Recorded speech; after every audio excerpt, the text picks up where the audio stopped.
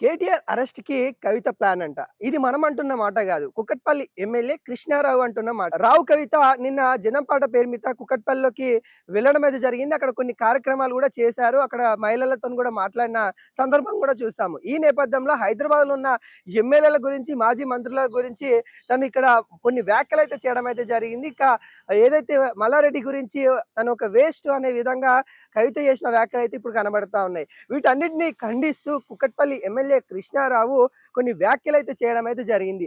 కేటీఆర్‌ని అరెస్ట్ చేయడానికి కవిత ప్లాన్ చేస్తా ఉంది. హరీష్ రావు బీఆర్ఎస్ పార్టీ నుండి పంపించాలని ప్లాన్ చేస్తా ఉంది. ఇవన్నీ కూడా ఎన్ని ప్లాన్ చేసినా గానీ అవన్నీ బీఆర్ఎస్ పార్టీలో నడవదు. నిన్ను పార్టీ సస్పెండ్ చేసిన కాంచెలి అనేక విధాలుగా బీఆర్ఎస్ పార్టీ పైన నువ్వు అబాండాలు వేస్తూనే ఉన్నావు. కానీ బీఆర్ఎస్ పార్టీ ఎప్పుడు కూడా నిన్ను కించపరచలేదు.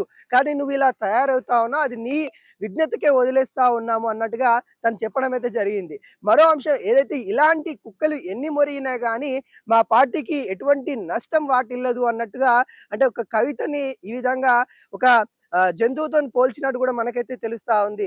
అంటే కృష్ణారావు ఆయన ఏవైతే ఉన్నాయో తన వ్యాఖ్యలు కూడా తన మీద చేసిన వ్యాఖ్యలను ఖండిస్తూ ఈ వ్యాఖ్యలు అనాల్సిన పరిస్థితి అయితే కనబడతా ఉంది. ముఖ్యంగా ఇక కేటీఆర్ పైన జనం బాటలో వెళ్ళినప్పుడు కేటీఆర్ పైన కావచ్చు, హరీష్ రావు పైన కావచ్చు కవిత చేస్తున్న వ్యాఖ్యలు ఏవైతే ఉన్నాయో వాటన్నిటిని ఎప్పటికప్పటికి ఖండిస్తా ఉంది బీఆర్ఎస్ పార్టీ. ఈ నేపథ్యంలో మరోసారి కూడా కవిత ఇటు బీఆర్ఎస్ పార్టీని, బీఆర్ఎస్ పార్టీ నేతలని, బీఆర్ఎస్ పార్టీ విధానాలని తను మాట్లాడుతూ ఉన్నది కాబట్టి ఖచ్చితంగా ఈ మాటలు అనాల్సి వస్తా ఉంది అని కూడా కుకట్పల్లి ఎమ్మెల్యే కృష్ణారావు తను ఒక విచారంతో మాట్లాడిన మాటలుగా మనమైతే చెప్పుకోవచ్చు. అంటే కేటీఆర్ అరెస్ట్ కు కవితకి ఎందుకు ప్లాన్ చేయాల్సిన అవకాశం ఉందని మనం ఇక్కడ ఆలోచిస్తే బీఆర్ఎస్ పార్టీ కేటీఆర్ అరెస్ట్ అయిన తర్వాతనన్నా కొంత బలహీనంగా అవుతుంది. అప్పుడన్నా నన్ను మా నాన్న అంటే కేసీఆర్ పిలుస్తాడేమో, కేసీఆర్ పిలిస్తే నేను మళ్ళీ బీఆర్ఎస్ పార్టీలోకి వెళ్తాను కావచ్చు అనే ఆశ కవితకుంది. కానీ అది ఎప్పుడు జరగదు. ఎందుకంటే ఈ ఆరోపణలు ఏవైతే ఉన్నాయో వాటిని బీఆర్ఎస్ పార్టీ బలంగా తీసుకుంటుంది అనే విధంగా తన వ్యాఖ్యలు అయితే కనబడతా ఉంది. ఏది ఏమైనా కానీ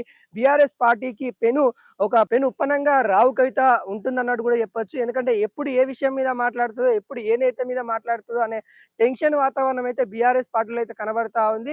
తను జనం బాట పేరు మీద జనంలోకి వెళ్ళినప్పుడు జనం సమస్య గురించి మాట్లాడతా అని చెప్పింది. కానీ ఇక్కడ బీఆర్ఎస్ పార్టీ టార్గెట్ చేస్తూ మాజీ మంత్రులని, మాజీ ఎమ్మెల్యేలని, ప్రస్తుతం ఉన్న బీఆర్ఎస్ ఎమ్మెల్యేలని టార్గెట్ చేస్తూ మాట్లాడుతున్న విధానం అయితే కనబడతా ఉంది.